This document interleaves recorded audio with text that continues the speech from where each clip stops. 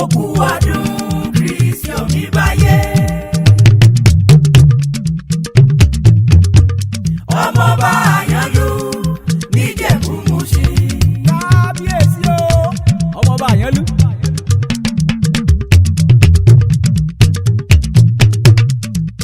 Òkú ọdún Chris Yomi Baiye. Ọmọọba Ayanlu ní Ijebu Imushin. Yasakiri ọmọọba. Orí ló bá ẹ ṣe. Bẹ́ẹ̀ni o. Kí màmá yìí ṣe nìyàn o. Gbàmúgbàmù, jìgìjìgì, gbàmúgbàmù, jìgìjìgì, gbàmúgbàmù, jìgìjìgì, amúlùdùn, inú mi dùn, amúlùdùn, inú mi dùn, amúlùdùn, inú mi dùn o. Ìjẹ̀bú o, ọmọ alárẹ̀. Ìjẹ̀bú o, ọmọ alárẹ̀. Má bàjẹ́bù relé. Ọmọ alárẹ̀ o, má bàjẹ́bù relé ọmọ alárẹ̀. Ẹ kú ọdún o. Owó mélòó ló ní? Tó fọmọ báyé ṣeré. Ọmọ Adúmọdé. Ilé mélòó ló kọ́? Tó fọmọ báyé ṣeré o. Ó lè gbẹ́gẹ̀ sí. Mọ́tò mélòó ló ní? Tó fọmọ báyé ṣeré. Aṣọ mélòó ló ní o? Tó fọmọ báyé ṣeré o. Ìjẹ̀bú ọmọ alárẹ̀. Ìjẹ̀bú ọmọ abúlé ṣòwò. Orí adé. Ṣé máa bọ̀, ṣé máa bọ̀, ṣé máa bọ̀ lọ́dọ̀ rẹ ni ọmọọba tí fọlọ́ọ̀bá yan. Ọmọọba Chris Yomi Baiye o. Lọ́jọ́ bí òní máa jó máa yọ ijó rẹ̀ yẹn ni. Àní jẹ́jẹ́ mo wà nínú ilé bàbá mi. Ọlọ́rẹ̀ iwájú ọmọ rẹ̀ ló pè mí sórí aago. Ọlọ́dún kẹ́gbẹ́ra nílẹ̀ òdìdé. Òní ní sọjọ́ bí bàbá mi. Adára lẹ́wà lọ́kùnrin àbá sọ́sẹ́ dédé ara kíkanjú tí ṣiṣẹ́ akin. Ó ní kó gbókò tán.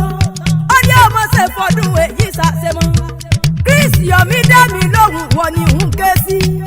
Ọmọọba Ayanlu tìlú Odò Ayanlu. Orí adé mo forí balẹ̀ níwájú rẹ̀. Àpẹẹlẹ tá a bá ti fọ́ba lóye àfọmọ́ ọba. Ọmọọba Chris Yomi Baiye jáde lé àwọn bàbá rẹ̀. Ọmọọba Ayanlu tìlú Odò Ayanlu nìyẹn. Ọmọ ní Imushin àjínà o. Ọmọ ní Imushin ànádò rúbirikiti nínú ilé bàbá rẹ̀. Ọmọ dàsọ sílẹ̀ joyè. Ọmọ lọ́wọ́ joyè méjì pọ̀ ó tún retí kẹta. Ó tó sí ó lè dánwò bó bá dánwò yóò dán tán o. Ọmọ bántà èrù ẹ̀wù níjẹ̀sí gbọ̀n lọ. Ọmọ Ayanlu sẹ́yìn. Ọmọ Ìjẹ̀bú alárẹ̀ ni ọmọ adúrún mádùrún mọ́sù padì ẹ̀jẹ̀. Bó bá wù Jẹ̀bú ọ̀hún ní ẹ̀ ní wíníwíní. Wọ́n ní bó bá wù Jẹ̀bú ọ̀hún ní ẹ̀ ní wíníwíní. Ọmọọba Chris Yomi Baiye.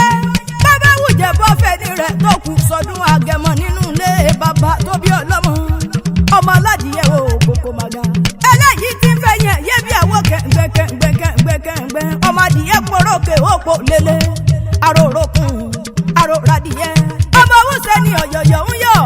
Ọ̀yọ̀yọ̀ máyọ̀ máa ń tí ṣe ni òkú lè pani nínú ilé bàbá rẹ̀ ni. Ọmọ mo ní súnlẹ̀ wò lọ́bẹ̀. Ọ̀bẹ tí ń bẹ nínú ilé bàbá rẹ̀ olúbọ ni. Ọmọ mo ráyẹ̀ wo òrókò tẹ́ ẹ yá sí ti lọ. Ọmọ dúdú ilé ọmọ bẹ́ẹ̀ ṣe níjọ́sí. Púpọ̀ táwọn bẹ́ẹ̀ ṣe ò sí lé. Ẹ̀yin lọ́mọ onígbò mọ̀dé ọmọ onígbò mọ̀wọ̀. Mo níwọ̀ lọ́mọ onígbò kàjọjọ mọ̀ gbọ́dọ̀ wà jòjì tó bá wọ̀ gbòòrò yóò sì jẹ ní ẹbọra. Wọ́n ní kékeré Ìjẹ̀bú owó ni. Àgbà Ìjẹ̀bú owó ni. Dúdú Ìjẹ̀bú owó ni. Pupa Ìjẹ̀bú owó ni. Gbogbo Ìjẹ̀bú tí mo mọ̀ lórí owó lọ́wọ́ o. Bí tọmọọba Chris Yomi Baiye tí sọjọ́ bí lónìí tí mo wà á kí. Olóríire ọwọ́ bàbá lára iwájú ṣe bí wọ́n ní ń pè ń. Oníkú onírun òtò ló ní òtọ́rọ̀ iwájú jàrá iwájú lọ. Àgbọ̀nrín ló ní ògbọ́n gbogbo èrò ẹ̀yìn sẹ́yìn. Ìkùyà ló ní òyà wọ́n sẹ́yìn bẹ̀rẹ̀bẹ̀. Mo ní kò ní tán nínú adìyẹ kọ́ mọ̀ kù síjọ́ ọ̀ka. Ọmọọba Chris Yomi Baiye o. Owó ò ní tán lọ́wọ́ rẹ̀. Kò sí ní tán lápò rẹ̀. Mo ní kò ní tán nídìí rẹ̀ láṣẹ Elédùmarè ọba. Ọmọ rẹ̀ ọlọ́rẹ̀ iwájú ló ní mọ̀ kí ọbẹ̀ ológun ẹ̀rù ó ní bá mi kí bàbá mi bí ọlọ́gbọ̀n wọ̀ ọ̀fà. Ọmọ alálùbáríkà ọmọ yìí mojíṣẹ́ òrán mi àdùkẹ́ jàǹtàlẹ̀ mi jẹ́ ọmọ wọn ní Kútọ̀ọ́nù. Prince Chris Yomi Baiye àṣeyí sáà mọ́dọ̀